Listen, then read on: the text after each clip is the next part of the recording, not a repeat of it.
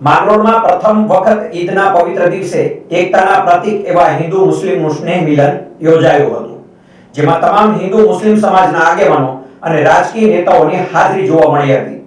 માંગરોળમાં બકરી ઈદના તહેવાર પ્રસંગે હિન્દુ મુસ્લિમ સમાજના આગેવાનોનો સ્નેહ મિલન કાર્યક્રમ યોજાયો હતો. આ પ્રસંગે ધારાસભ્ય ભગવાનજીભાઈ કગઠિયા, જિલ્લા પંચાયતના ઉપપ્રમુખ જેઠાભાઈ ચુડાસમા, વેલજીભાઈ મસાણી, પાલિકા પ્રમુખ કૃષ્ણાબેન થાપણિયા અને શહેર ભાજપ પ્રમુખ લીનેશભાઈ સોમૈયા સહિતના નેતાઓએ સમગ્ર ઘાંચી સમાજના અને નવા પ્રમુખ હાજી મોહમ્મદ હાજી અબ્બા સહિતના હોદ્દેદારોને ફૂલહાર કરી સ્વાગત કર્યું હતું.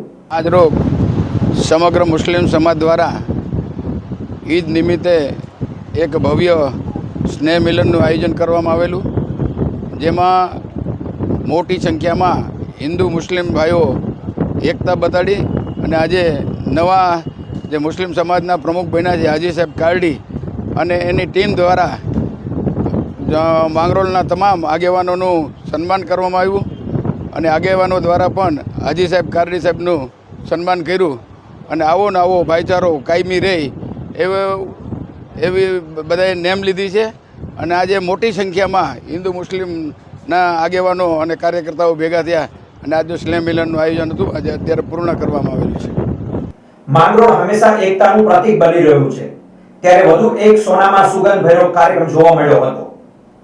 માંગરોળ ઘાંચી સમાજના યુવા આગેવાન ફારૂકભાઈ હકીમ દ્વારા તમામ હિન્દુ મુસ્લિમ સમાજના પધારેલા આગેવાનોનું શાલ ઓઢાડી સન્માન કરવામાં આવ્યું હતું. આજે અમારા માંગરોળની અંદર આજે અમારે ઈદ ઉલ અઝહાનો તહેવાર છે. એમની અંદર અમે એક સમાજ તરફથી અમારા સૌ આગેવાનો પટેલસી બધા ભેગા થઈને એક અમે સ્નેહ મિલનનું કાર્યક્રમ ગોઠવો હતો.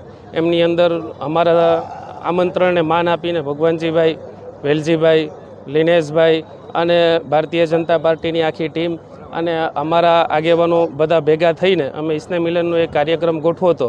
એમની અંદર અમને માંગરોળની અંદર એકતાનું તો છે જ, માંગરોળ આપણું એક એકતાનું પ્રતીક તો છે જ, હિન્દુ મુસ્લિમની એકતા જળવાઈ રહે એનું એક પ્રતીક તો છે. અને આગળ બી આવા કાર્યક્રમ કોઈ બી તહેવારની અંદર, ઈદનું તહેવાર હોય કે દિવાળીનું તહેવાર હોય, તો એકબીજા આગેવાનો ભેગા મળી અને આવો કાર્યક્રમ કરે તો સમાજની અંદર એક સારો મેસેજ જાય અને એક એવું જળવાઈ રહે કે ભાઈ સમાજની અંદર બધા હિન્દુ અને મુસ્લિમ આગેવાનો બધા એક છે અને સમાજની અંદર સારો એવો મેસેજ જાય કે ના ભાઈ ખરેખર આવું કરવું એ જોઈએ.